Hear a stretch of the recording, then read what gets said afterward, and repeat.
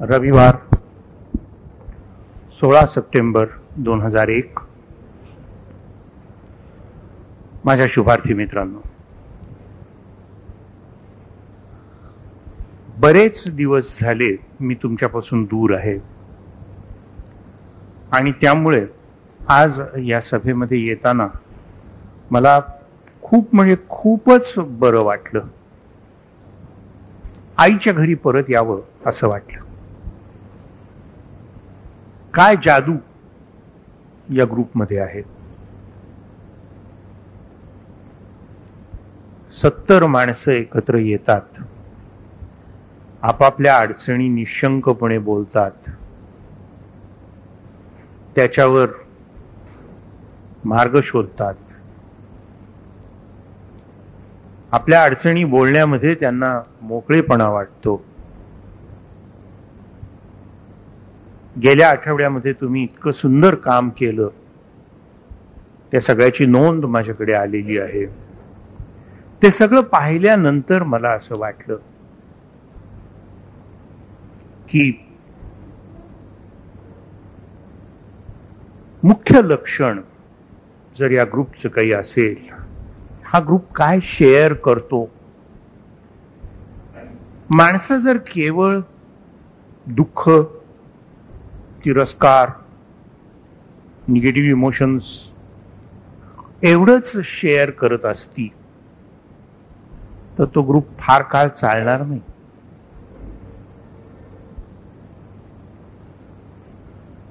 आणखीन काहीतरी हा ग्रुप नुसतंच निर्माण करतो असं नाही, तर तो ते शेअर करतो. म्हणजे इथे 70 सुवासिक फुलांची झाडं उगवलेली आहेत. चंदनाची झाडं आहेत म्हणा, ती स्वतः तर सुवासिक आहेतच, इतरांनाही सुवास देतात. म्हणून 70 माणसं एकत्र जमा होतात आणि एकत्र राहतात. तर पॉझिटिव्ह इमोशनची निर्मिती, या स्टेप्स लक्षात घ्या. आपल्याला फक्त दुःखाचा अनुभव एवढंच कळतं. अनुभवाच्या पातळीवरती मी दुःखी आहे एवढंच कळतं. मग या ग्रुपमध्ये आल्यानंतर आपल्याला हे कळू लागतं की अनुभव म्हणजे दुःखाचा अनुभव, निगेटिव्ह इमोशनचा अनुभव हा निष्पत्ती आहे. इट्स अ प्रोडक्ट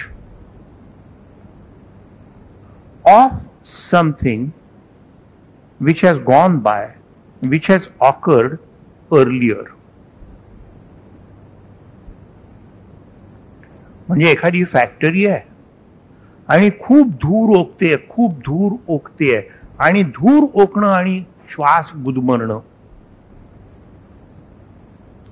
आता जर आपला गुदमरा आपल्याला कमी करायचा असेल तर आपल्याला वापस जावं लागेल ना, शोधावं लागेल की हा धूर का निर्माण होतोय. फॅक्टरीमुळे निर्माण होतोय. फॅक्टरीमधून धूर का निर्माण होतोय. अमुक कारण असतं. ते अमुक यंत्र खराब झाली आहेत म्हणून जास्त धूर निर्माण होतोय. सगळी फॅक्टरी बंद करता येईल का?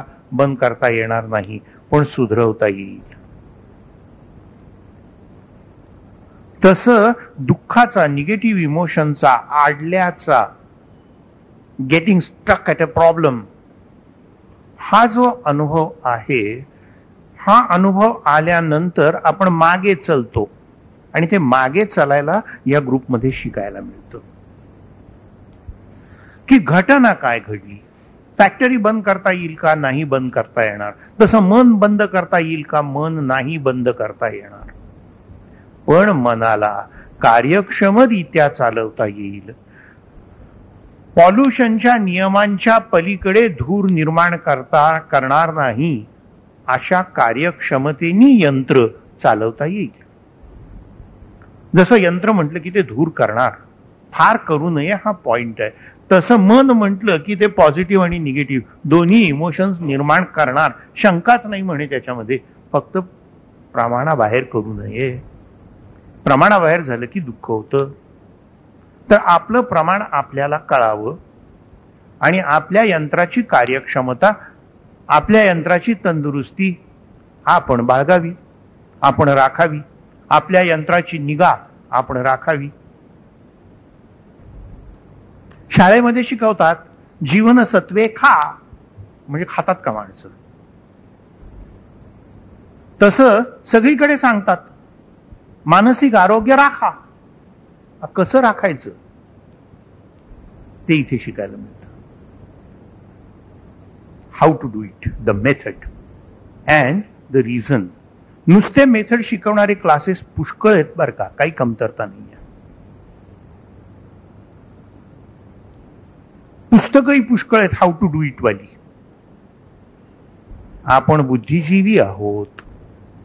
कारण कळल्याशिवाय आपण ते अंगीकारणार नाही. म्हणून नुसतं मेथड सांगणारा हा क्लास असता तर 5-6 लेक्चर्सच्या शेवटी आपापला विषय संपला की लोक पळून गेले असते. तसं घडत नाही. 70 माणसं दिसतात इथे कायमची. कशी काय बुवा? तर कार्यकारण भाव इथे शिकायला मिळतो, म्हणून माणसं राहतात. तर असं मागे जायला शिकायचं की यंत्र कुठे आहे आणि त्याच्यात काय बिनसलंय, त्याची दुरुस्ती केली असता तंदुरुस्ती मिळेल. हे शिकायला मिळतं. हे शिकायचं. आता मला तुम्ही सांगा की माझी स्कूटर बिघडली आहे हे जर मी मेकॅनिकला सांगितलं नाही तर तो रिपेअर करू शकेल का? इथे जो आपल्या शपथेवरचा आग्रह आहे तो फक्त एवढाच आहे की तुझी स्कूटर घेऊन मेकॅनिककडे गेलाच तेव्हा सांगतोस ना ही खडखड फार करते, दुरुस्त कर. बस तेवढंच आहे की माझं मन मला त्रास देतंय मित्रा, म्हणजे माझा मीच, हे मित्रा मला तू मदत कर दुरुस्त करायला. त्यात काय लाज वाटायची? काहीच कारण नाही. तर अशा प्रकारे आपण जेव्हा काम करतो तेव्हा आनंदाची निर्मिती होते. त्यासाठी माणसं येतात. नुसत्या निगेटिव्ह इमोशनच्या शेअरिंगसाठी माणसं फार काळ एकत्र राहू शकत नाहीत. आपण समाचाराला जाता कोणाच्याकडे फार तर एकदा जाल, जवळचा माणूस असेल 2दा जाल, 3दा जाल, 4थ्या वेळी फोन कराल बरं चाललंय ना सगळं, म्हणजे दुरावालच. केवळ निगेटिव्ह इमोशन एकत्र नाही बांधून ठेवू शकत. आपल्याला जे इथे बांधून ठेवतंय ते 2 गोष्टी आहेत, आनंद आणि प्रेम. आनंदातून प्रेम निर्माण होतं. एकमेकांच्या बरोबर आपण जो सहवास करतो त्यामुळे आपुलकी निर्माण होते. गुरुपौर्णिमेच्या दिवशी आपण झिग्मंड फ्रॉइडच्या प्रतिमेचं वंदन केलं. सायको अनालिसिसच्या परंपरेमध्ये रुबिन नावाचा एक सायको अनालिस्ट, त्यांनी असं सांगितलं की इन्व्हॉल्वमेंट प्रिसीड्स इंटरेस्ट. आपल्याला जेव्हा ममता वाटेल, आपण जेव्हा गुंतू एकमेकाच्या मध्ये, तेव्हा आपल्याला एकमेकांच्या मध्ये रस वाटू लागेल. हा रस जेव्हा वाटू लागेल तेव्हा त्याचं रूपांतर आपण प्रेमात करू शकू. हे शिकायचं इथे. कारण ममतेतून जे निर्माण होतं ते न चुकता प्रेम असतंच असं नाही. ममतेतून अनेक वेळा माझं स्वामित्व भाव निर्माण होतो, पॉझिटिव्हनेस निर्माण होतो. तसा निर्माण न होता प्रौढ पातळीवरती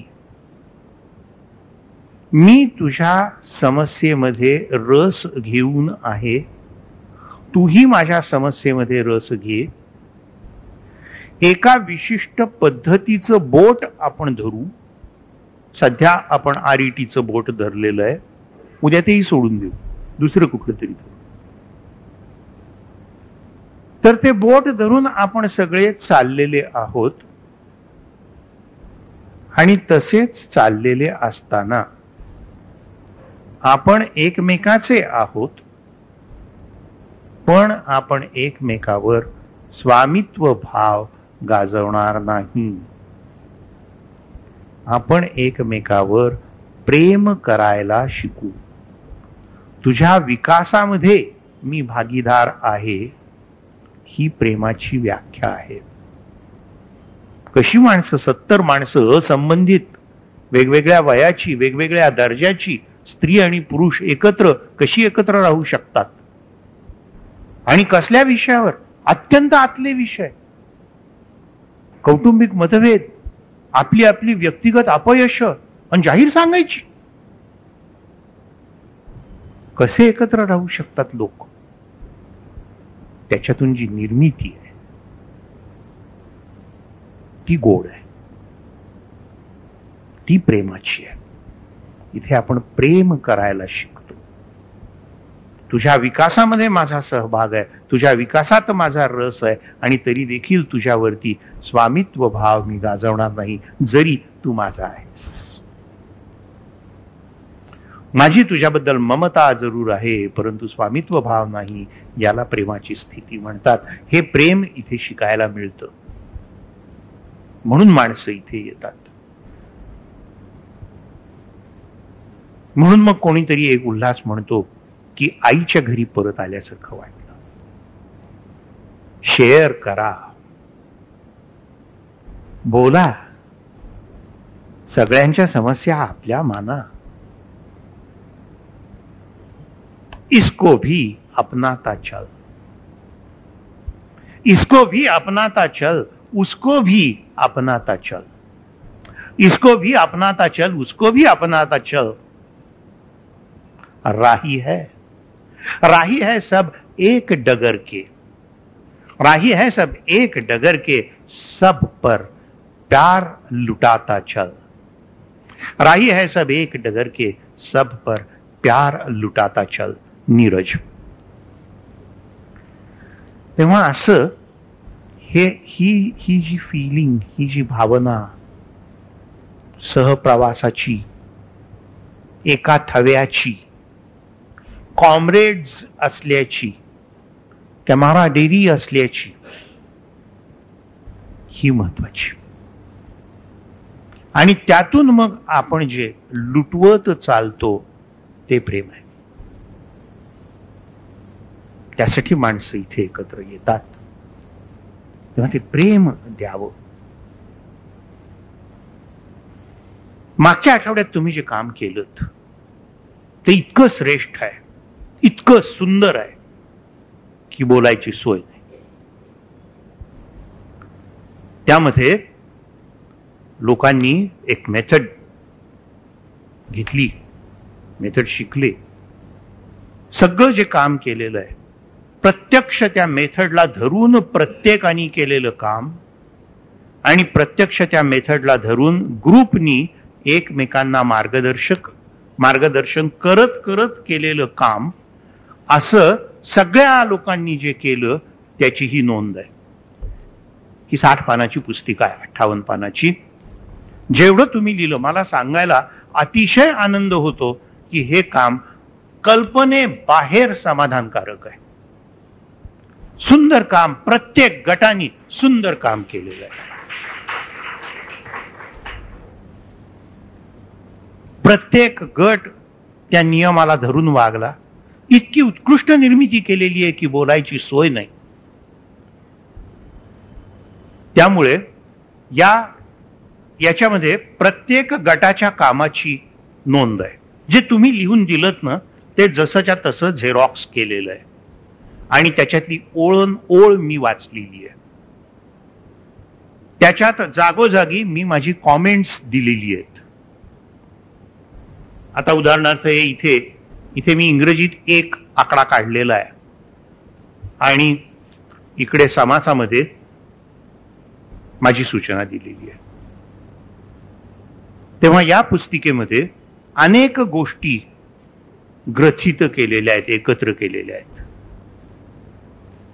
एक तर प्रत्येकाचं म्हणणं काय आहे, प्रत्येकाने आपापल्या मनावर प्रयत्न कसे केलेले आहेत, तर हे जाणून घेऊ ना.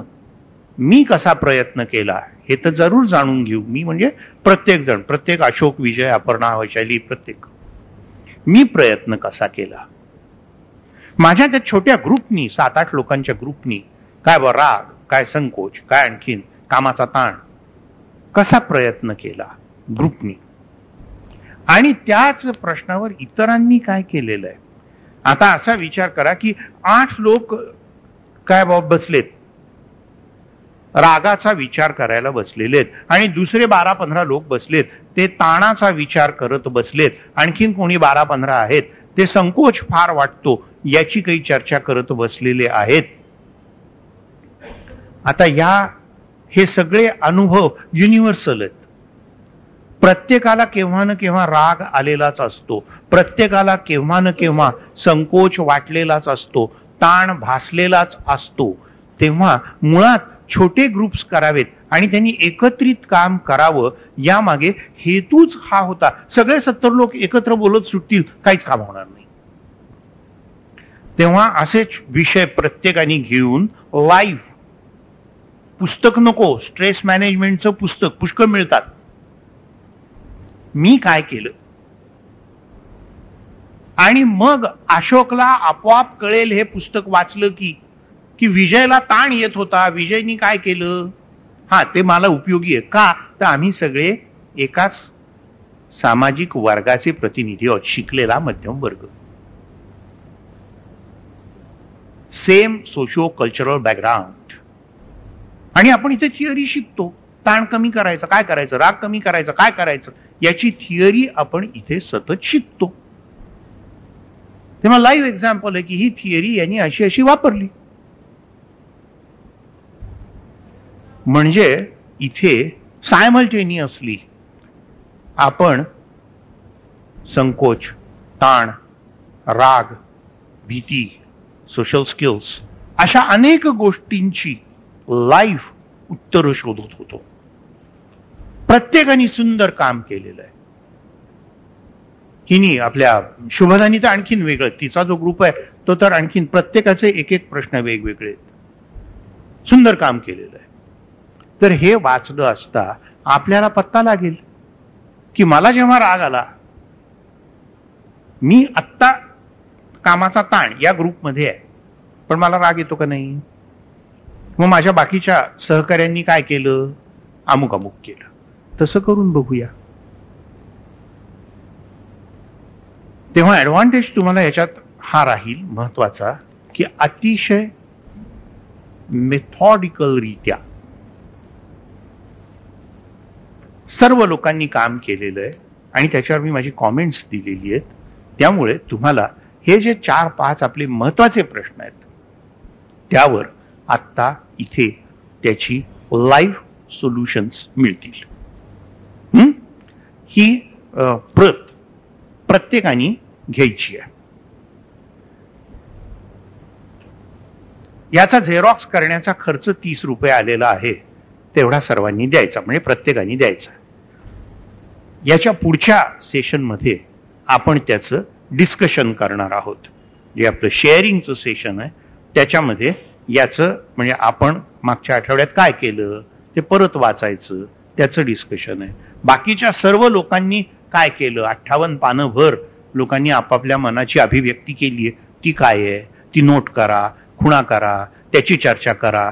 अशा प्रकारे याच्यामध्ये जे काही आहे त्याचं आपण ओपन शेअरिंग करणार आहोत.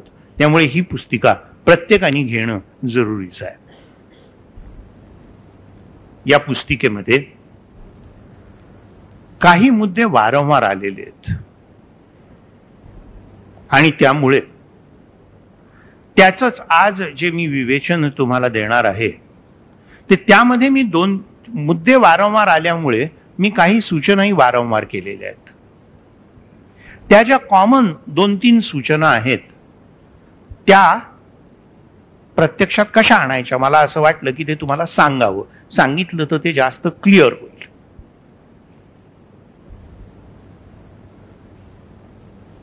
पहिलं की जर आपण काही सुधारणा घडवून आणायची असं म्हणतो तर मग नीट प्रयत्न केला पाहिजे. गप्पा मारून माझ्यात सुधारणा घडवून आणू दे, रोज देवाला प्रार्थना, गणपतीला 11 प्रदक्षिणा, त्यांनी काही होणार नाही. You have to work on your own self and it has to be a planned, a determined effort in a certain decided direction.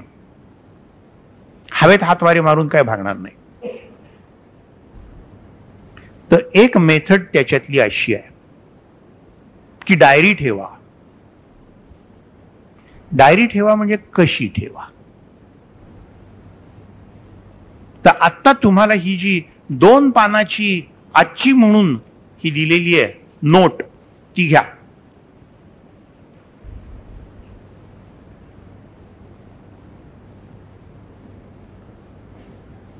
Diary दैनंदिनी कशी ठेवावी याची पद्धत. 2 डायऱ्या ठेवा. एक छोटी एवढीशी, खिशात मावेल, तुमच्या बारक्या पर्समध्ये मावेल, म्हणजे आपण डायरी घेऊन हिंडत आहोत याचा संकोच वाटणार नाही. किंवा पटकन you can flick it out, write in a cryptic manner and again keep it. अशी छोटीशी डायरी स्वतःजवळ ठेवा. ती सतत तुमच्या बरोबर पाहिजे. आणि एक मोठी डायरी ती घरी. 2 डायऱ्या ठेवा, एक छोटी एक मोठी. छोटी सतत स्वतःजवळ, मोठी घरी. भावनिक त्रास देणारी घटना घडली की लगेच छोटी डायरी काढून त्यात त्या प्रसंगाची फक्त 1-2 शब्द किंवा एखाद्या वाक्यात नोंद करा. कारण तुम्ही कामात असता, कामात मध्येच कुठे निबंध लिहित बसणार. तर खुणेचा, परवलीचा शब्द लिहा. डायरी आत ठेवून द्या खिशात. लगेच छोटी डायरी काढून त्यात फक्त त्या प्रसंगाची 1-2 शब्द किंवा एखाद्या वाक्यात नोंद करा. रात्री छोटी डायरी वाचा. त्यात महत्वाचा वाटेल तो प्रसंग मोठ्या डायरीत लिहा. म्हणजे आधी प्रायोरिटी ठरवा. 5-10 प्रसंग झालेले असतात, आपण अस्वस्थ झालो याचे. प्रायोरिटी ठरवा. एकच प्रसंग त्याच्यातला मोठ्या डायरीत लिहायचा. त्यात महत्वाचा वाटेल तो प्रसंग मोठ्या डायरीत लिहा. सविस्तर तारीख, वेळ, पात्र, घटना, संवाद. संवाद याचा अर्थ not only dialogue, the thought, because your speech represents your thinking. घटना, संवाद, परिणाम, भावनांचे चढ उतार यासह. मला राग, माझ्या रागाचा पारा चढत गेला. कसा चढत गेला त्याची नोंद. एक मिनिट थांबायला देता का?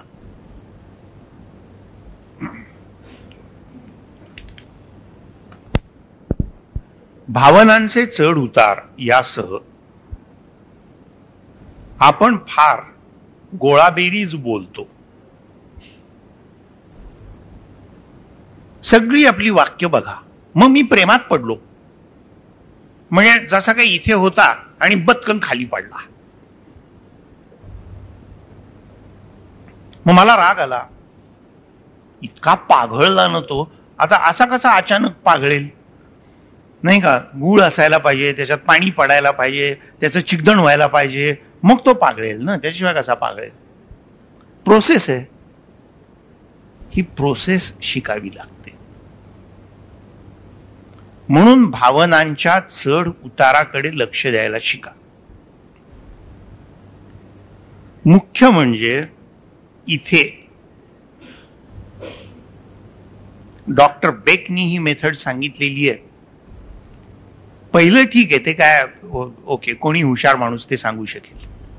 डॉक्टर बेक अगदी उभा आहे, जसा हा बार उभा आहे ना, हा बार इथे उभा आहे म्हणून हा माईक इथे आहे, बार काढला तर पंच इथून जाईल, तसा तो डॉक्टर बेक तिथे उभा आहे.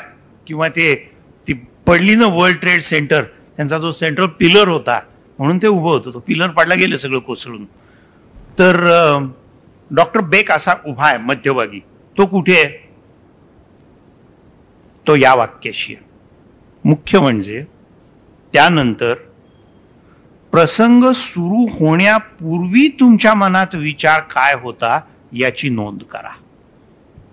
आपण जी डायरी लिहितो ती नेहमी प्रसंगानंतर, त्याच्यानंतर काय काय विचार आले असं लिहित जातो, सिरियली फॉरवर्ड.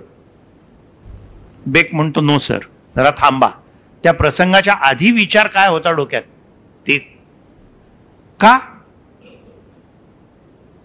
आधीचा विचार घटनेवर परिणाम करतो. तेव्हा त्या प्रसंगाच्या आधी तुमच्या डोक्यात काय विचार होता तो लिहा. ही डॉक्टर बेकची सूचना आहे. पुढचं सोपं आहे. लिहिताना खूप जागा सोडून लिहा. का?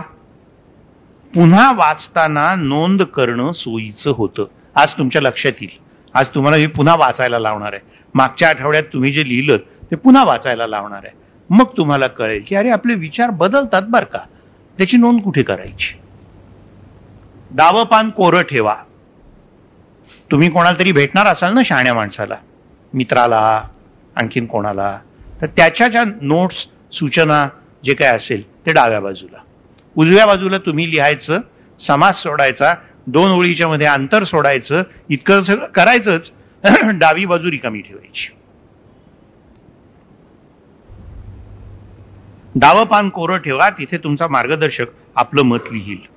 असं अनेक दिवस चालू ठेवा. काही ठराविक कालखंडानंतर, उदाहरणार्थ 1 आठवडा, दोन्ही डायऱ्या परत वाचा. ही मेथड आहे आणि ती तशीच करावी लागते. दोन्ही डायऱ्या परत वाचायच्या आणि ठरवायचं काय, दर आठवड्याला मी ते वाचीन, दर 10 दिवसांनी वाचीन. पण ते मग तसं केलं पाहिजे. त्यात कुठे दांडीच मारली, पुण्यालाच गेलो, मुंबईलाच गेलो, असलं नाही चालत. दोन्ही डायऱ्या परत वाचा. मग पुढे छोटी डायरी वाचल्यावर तुम्हाला खालील फायदे मिळतील. कुठले घटक तुम्हाला अस्वस्थ करतात हे तुम्हाला कळेल. आपण कधी विचारच करत नाही. माझ्या बायकोचा मला फार राग आला. म्हणजे काय झालं?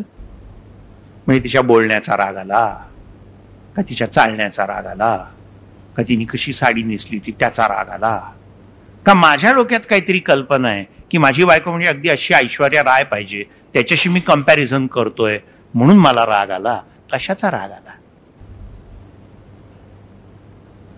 कुठले घटक तुम्हाला अस्वस्थ करतात हे कळेल. तुमच्या अस्वस्थ होण्याचा पॅटर्न कळेल. 2-3च प्रकारे आपण उचकत असतो बरं का. काही फार म्हणजे असं काही आपली इन्व्हेंटरी उचकाउचकीची फार मोठी नसते. पण आपण कधी विचारच करत नाही, अभ्यासच करत नाही स्वतःचा. सगळं जग पालथं घालतो, आपण स्वतःला काही धुंडाळून पाहत नाही.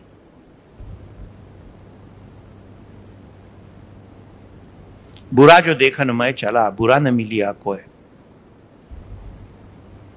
मग स्वतःमध्ये पाहिलं, मुझसे बुरा न होय, हे कबीरला कळलं. तेव्हा आपलं आपणच पाहावं ना, तर कळतील आपल्या स्वभावाचे पॅटर्न्स. नाही तर कसे कळतील? तर तुमच्या अस्वस्थ होण्याचा पॅटर्न कळेल. कुठले प्रसंग क्षुल्लक आणि कुठले महत्वाचे, म्हणजे भावनांच्या उद्रेकाच्या दृष्टीने ते कळेल. आता महत्वाचं म्हणजे जे तुम्ही क्षुल्लक मानता ते लक्षात ठेवा की 1 2 3 4 5 हे प्रसंग मी क्षुल्लक मानतो म्हणून हे म्हणा, तो प्रसंग घडला तर आता परत रागावू नकोस. जे क्षुल्लक मानता ते लक्षात ठेवा, त्या प्रसंगाने पुन्हा अस्वस्थ होऊ नका. लहान मोठ्या प्रसंगांची प्रायोरिटी कळेल. भलत्याच वेळी आपण रागावतो, नंतर कळतं की अरे ते दुसरं काम महत्वाचं होतं. मग काय झालं, प्रायोरिटी केली नाही म्हणून शिस्त लावायची हो मनात. किती किरकोळ प्रसंगांच्यावर आपण हादरतो.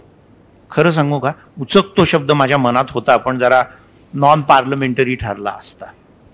किती किरकोळ प्रसंगावर आपण हादरतो हे पाहून हसू येईल. खरोखर वी मेक, काय निरनिराळे शब्द आहेत, we make a fool of ourselves, we make a monkey of ourselves, आणि आपल्याला कळत सुद्धा नाही बरं का. किती क्षुद्र आपण वागत असतो, कळतच नाही. आपली डिग्निटी सोडून वागतो. आणि ती डिग्निटी कोणी माझ्या पोस्टनी, मी कोणी डॉक्टर आहे म्हणून, मी कोणी आणखी नाही याच्यामुळे येत नसते. हे इथे आपण काय शिकतोय, तुमच्या त्या सामाजिक पदवीनुसार वगैरे तुमची काही डिग्निटी नाहीये. माझ्या स्वभावाच्या सौंदर्याची डिग्निटी आहे, ती मी घालवतो.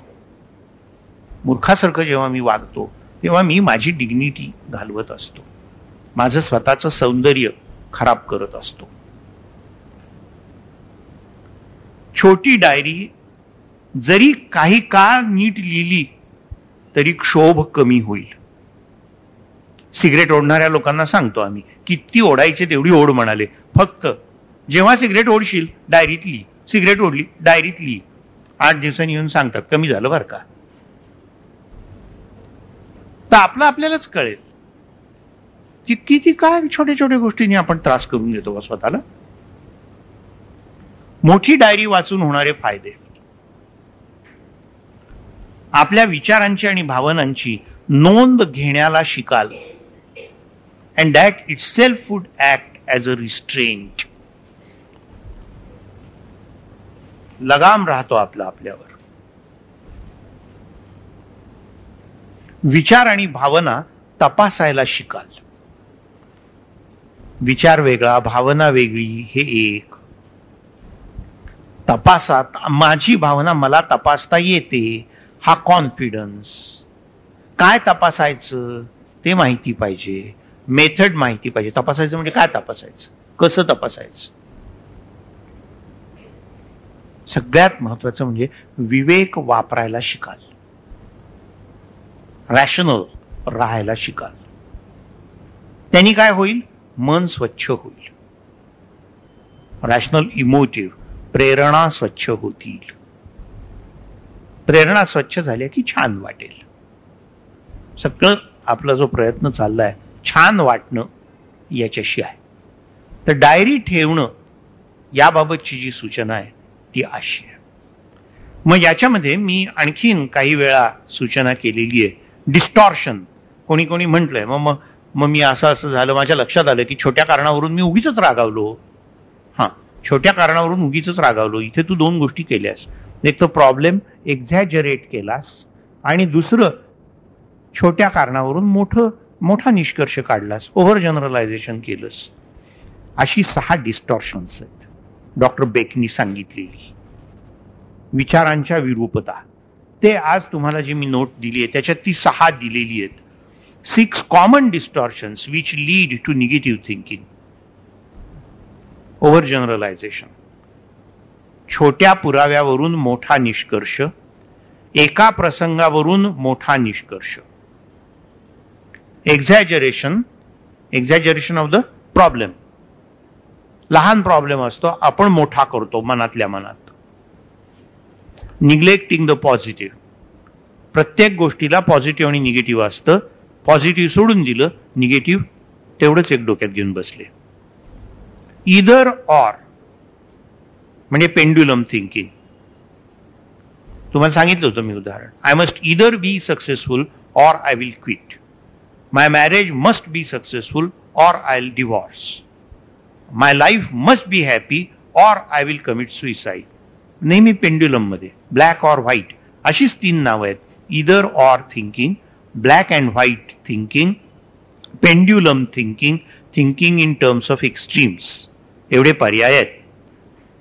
पर्सनलायझिंग, स्वतःवर उगाच खेचून घ्यायचं, काही संबंध नसतो, आपण ते आपल्यावर खेचून घेतो. आणि जम्पिंग टू कन्क्लुजन, पुरावा नाही आणि कन्क्लुजन काढून मोकळे. ही डिस्टॉर्शन्स सर्वांच्या विचारात असतात. त्यापासून फ्री असा कोणीही माणूस नाही. आणि म्हणून आपली डिस्टॉर्शन्स आपण शोधा. बायकोला नका सांगू तुझ्या विचारात हे डिस्टॉर्शन आहे. काही घाई नाही, तुमची डिस्टॉर्शन्स तुम्ही शोधा. Just don't raise finger at others, just forget about it. ही डिस्टॉर्शन्स सर्वांच्या विचारात असतात. मोठी डायरी ठेवावी, त्यात आपले विचार नोंदवावे. ही डिस्टॉर्शन्स आढळतात का हे पाहावं आणि ती काढण्याचा प्रयत्न करावा. आलं लगेच, मग कसा करावा? मेथड बोला. 4A प्लॅन हा डॉक्टर बेकनी सांगितलेला आहे. 4A plan. पहिलं अवेअर, म्हणून डायरी लिहायची. त्याशिवाय आपल्याला कळत नाही. एक शक्यता आहे की आमचा अशोक आहे तो ओव्हर जनरलायझेशन वारंवार करतो आणि आमचा विजय आहे तो कदाचित जम्पिंग टू कन्क्लुजन वारंवार करत असेल. ज्याचा त्याचा पॅटर्न वेगळा असतो, तो आपल्याला कळला पाहिजे. अवेअर. ऍक्सेप्ट, अगदी महत्वाची पायरी. ऍक्सेप्ट. डायरी कशासाठी लिहायची? त्यासाठी. तुमचं तुम्हीच लिहिलेलं असतं ना, ऍक्सेप्ट करायला सोपं जातं. पळणार कुठे? आपलीच कथा आपण लिहून ठेवलेली आहे, दुसऱ्यांनी तर कोणी आरोप केलेला नाहीये. So keeping the diary is a very powerful tool, method to self acceptance. म्हणून डायरी ठेवायची.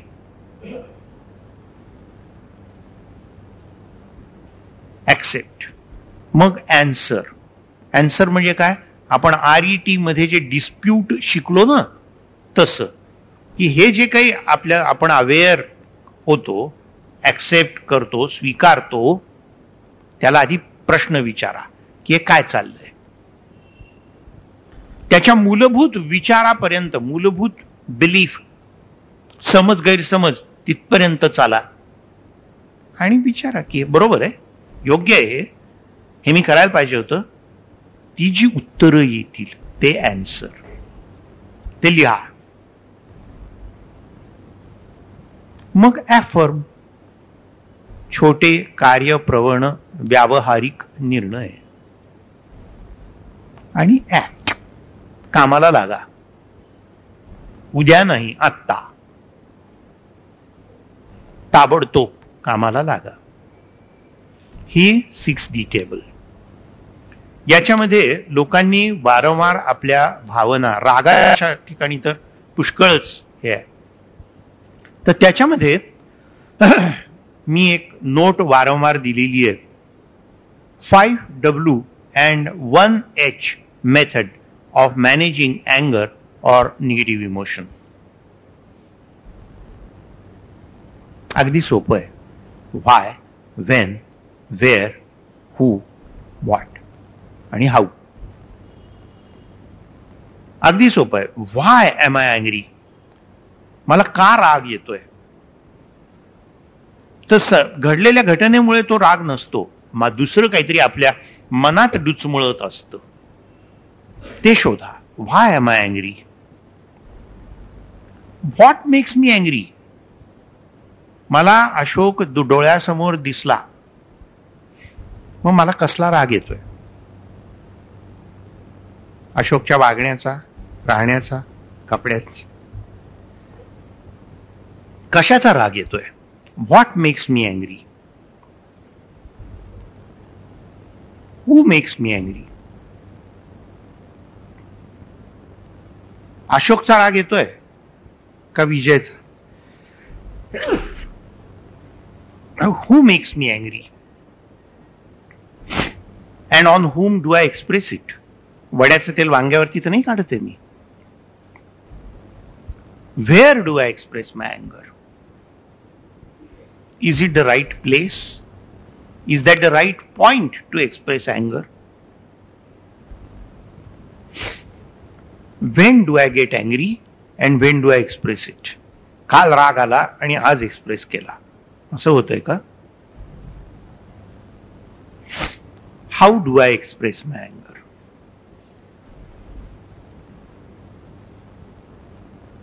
अपशब्द वापरतो, चेहरा लाल करतो, मारहाण करतो, टोमणे देतो, कुचकं बोलतो, काय करतो? का उपहास करतो, आले मोठे शहाणे असं म्हणतो, काय करतो? हाऊ डू आय एक्सप्रेस माय अँगर? का मी स्वनाशक उद्योग करू लागतो? सिगरेटच पी, दारूच पी, आणखीन काही उद्योग कर, असं करतो. का मी तिथून पळून जातो? फिरायला गेलो म्हणाले, फार त्रास झाला, फिरायला गेलो. अवॉइडंट बिहेवियर करतो का मी? का do I try to replace it? फार राग आला म्हणाले, त्याच्यापेक्षा बरोबर पटकन म्हणाले मांडी घालून बसलो, डॉक्टर गीता वाचू लागलो. आता अशा स्थितीत गीता कशी समजेल?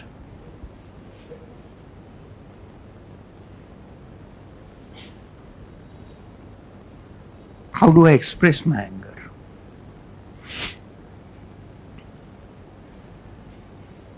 शेवटचे दोन छोटे मुद्दे आहेत, पण जर ते करू लागाल तर they will take you a long way. Diary ठेवली की 15 दिवसात तुम्हाला हा प्रश्न पडेल की हे मी का करतोय, कशाला, कुठे पोचायचंय. तो उद्दिष्ट ठरवावं लागतं.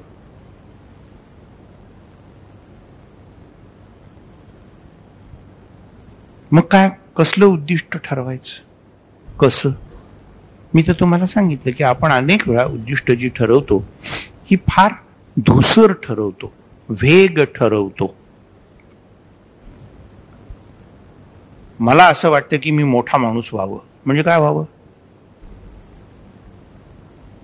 लोकांनी मला मान द्यावा. म्हणजे काय करावं? म्हणजे मी गेल्यावर सगळ्यांनी उभं राहावं. काय करायचं? काय मान द्यायचं म्हणजे काय करायचं? का मी नुसतं असं म्हटलं की लोकांनी घाबरायचं? काय करायचं? काय मान द्यायचं म्हणजे काय करायचं? तेव्हा उद्दिष्ट जी ठरवाल त्याच्यासाठी ते स्मार्ट, स्पेसिफिक बोला. आता अभ्यासाला बसलो आहे तर 10 पानं पुरी करीन, हे स्पेसिफिक आहे. मेजरेबल, 10 पानं मेजरेबल आहे. अटेनेबल, तुम्हाला आम्हाला जेवढं शक्य तेवढं, आपल्याला आपली जी शक्ती माहीत आहे त्याच्या 10% पुढे, असं वाढवत नाहीच. अटेनेबल. Result worded. अमुक अमुक करणे याला मी यश म्हणतो. आता मी अल्बर्ट एलिसचं पुस्तक वाचायला घेतलेलं आहे. हे 1 आठवड्यामध्ये नोट्स सकट तयार केलेलं असणं रिझल्ट वर्डेड. 1 आठवडा अल्बर्ट एलिसचं एक पुस्तक नोट्स सकट वाचून तयार असणे रिझल्ट वर्डेड. आणि टाइम फ्रेम 1 आठवड्यात.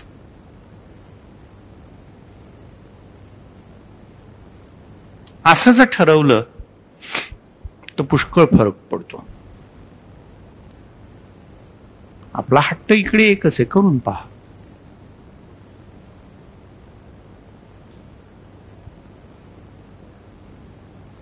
काय मध्ये येतं? आपण फार लवकर स्वतःला सोडून देतो. कंटाळा आला, थकलो, मित्र आला, आणखीन काहीतरी चहाच प्यावासा वाटला, काय काय प्यावंसं वाटेल माणसाला ते काही सांगता येत नाही. आणखीन कित्येक गोष्टी कराव्याशा वाटतात, पण जे करायचं ठरलं होतं त्याचं काय झालं? तर पॉझिटिव्ह एफर्ट आणि डायव्हर्शन. पॉझिटिव्ह एफर्ट वाढवा, डायव्हर्शन कमी करा, कॉन्सन्ट्रेशन वाढेल. काहीतरी एक तर करता येईल ना कमीत कमी. अगदी काही नाही, गेला बाजार, डायव्हर्शन तर कमी करा. एका जागी बसलाय तर बस तरी बाबा, इकडे तिकडे चुळबुळ तरी करू नकोस. डायव्हर्शन तर कमीत कमी कमी करता येईल ना. ठरव की 10 मिनिटात एक गणित सोडवतो ना, उद्या 7 मिनिटात सोडवी. पॉझिटिव्ह एफर्ट वाढवावा आणि डायव्हर्शन कमी करावं. हे केलं असता एकाग्रता वाढते. एकाग्रता ही फलादेशी आहे, रिझल्ट ओरिएंटेड आहे. त्यामुळे यश आपोआपच येतं. करण्याजोगं जे आहे ते फक्त एवढं आहे, पॉझिटिव्ह एफर्ट वाढवणं हे आपल्या हातात आहे. डायव्हर्शन कमी करणं हेही आपल्या हातात आहे. एवढं केलं असता चित्ताची एकाग्रता वाढते. या सगळ्याच्या मध्ये चित्त आहे बरं का. हे शरीर आहे ना, याचा तो एजंट आहे. एनर्जी एका बाजूला आहे, नाहीतर शरीर स्वतःहून काय नाही, कलेवर आहे. एनर्जी एका बाजूला आहे, मेंदू, सचत विवेक बुद्धी, हे कर ते करू नकोस, याचं सगळं कोड ऑफ कॉन्डक्ट एका बाजूला आहे. वासना, इच्छा दुसऱ्या बाजूला खेचत असतात. या सगळ्याचा एक्झिक्युटिव्ह बॉस चित्त असतं. म्हणून चित्ताची एकाग्रता, centering of the mind, concentration हे मिळवलं तर यश आपोआप वाढतं. यशाबरोबर आनंद, सुख, समाधान येतं. तेव्हा तसं करून पहा. आपला मेसेज फक्त एक आहे, करून पहा. 2 गोष्टी, येत चला करून पहा. आता माझ्या या विवेचनाच्या शेवटी मला एक फार आनंदाची गोष्ट करायची. मागच्या आठवड्यात मी इथे नव्हतो आणि रिपोर्ट मला जो मिळाला, ह्या लेखी तर मिळालाच, पण अनेक लोक भेटून गेले. अनेक लोकांनी मला सांगितलं की ती जी सभा होती ना डॉक्टर, फार छान झाली बरं का. आणि आणखीन एका गोष्टीचा मला विलक्षण आनंद झाला. खरं सांगतो, अगदी मनापासून सांगतो. रिपोर्ट असा होता की डॉक्टर, तुम्ही नव्हता तरी सभा चांगली झाली. I was really happy. माझी अशी अत्यंत मनापासूनची इच्छा आहे की जितक्या लवकरात लवकर हे काम काय आपण काम करतोय, जितक्या लवकरात लवकर तुम्ही सगळे लोक हे काम हातात घ्याल ना, I will be very happy. तेव्हा हा रिपोर्ट की आपण इथे नसताना ते काम उत्तम झालं, I was really very happy at it. आणि त्यासाठी 2 माणसं म्हणजे सगळ्यांनीच काम केलं. तेव्हा हे सगळ्यांनीच आपण शेअर करायचंय बरं का. पण कोणा 2 माणसांना आयडेंटिफाय करून हे तुझं कौतुक करतो बरं का, असं केलं पाहिजे. तर 2 माणसं आहेत. पहिली आहे शुभदा, आणि ते सगळं एक्झिक्यूट करणं ती आहे शुभांगी. तर अगदी पहिल्यापासून माझ्याबरोबर जी माणसं राहिली आहेत ना, तर मी जयंतला विनंती करतो, जयंत शुभदाला दे हे. शुभदा.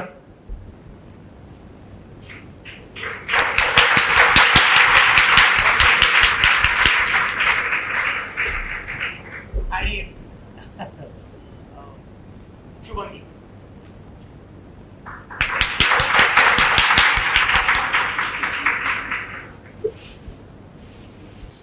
सांगण्याजोगी गोष्ट एकच, करून पहा आणि येत चला.